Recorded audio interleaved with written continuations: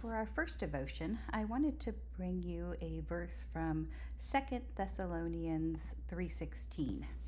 Now may the Lord of peace himself give you peace at all times and in every way. The Lord be with all of you.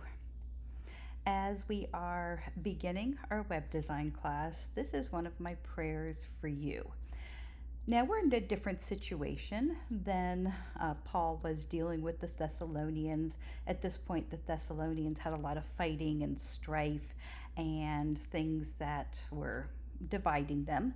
And in this web design class, you don't necessarily have that happening in the class, or at least, Lord willing, and the creek don't rise, you won't be dealing with strife and division between you and your fellow classmates or your professor in this class. So our situation is different in that way.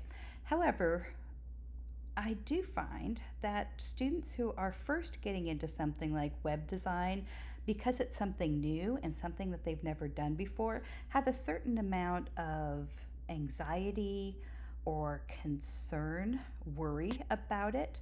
And so, from that angle, I wanted to bring this verse to you because my prayer for you is that the Lord of peace himself will give you peace at all times.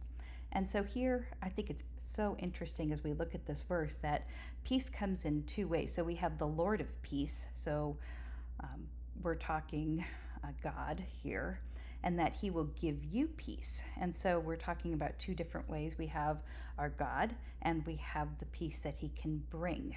And we're asking that he brings it to you at all times and in every way. So not like sometimes, but in every way. So however you move, whether on this web design journey, whether you move well in kind of a straightforward path from A to Z, or if it's kind of a zigzag path, if you take the wrong way sometimes and you have to backtrack, that's okay. Have peace. It's all a learning experience, and we'll all get to the end at the end. And so I pray the Lord of peace himself gives you peace at all times and in every way. Amen.